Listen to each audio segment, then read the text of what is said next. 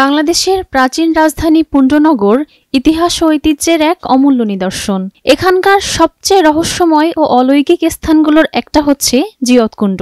প্রচলিত আছে এই কূপের পানি নাকি মৃত মানুষকে জীবিত করত। একসময় এই কূপ ছিল সৈন্যদের কড়া পাহারায়। মানুষ অধীর আগ্রহে অপেক্ষা করত এক চুমুক জিয়তকুণ্ডের পানির জন্য। তবে সময়ের নির্মম পরিহাসে আজ সেই কূপ হারিয়ে ফেলেছে তার অলৌকিকতা, হারিয়ে ফেলেছে তার গুরুত্ব। মাটি, খোয়া আর আবর্জনায় ভরে উঠছে ধীরে ধীরে।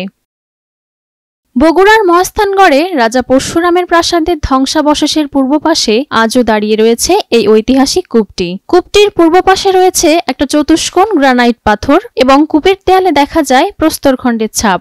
ধারণা করা হয় কূপটি রাজা পরশুরামের আমলে নির্মিত।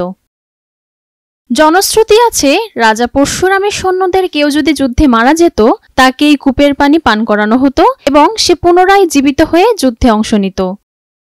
লোককথা অনুযায়ী শাহ সুলতান বলখি মাইসাওয়ার জানতে পারেন এই কূপের অলৌকিক ক্ষমতাই রাজা পরশুরামের সৈন্যদের বারবার জীবিত করে তুলছে। তখন তিনি তার কুদরতি শক্তি দ্বারা এক টুকরো গরুর গোশত কাক বা চিলের মাধ্যমে কূপে ফেলে দেন।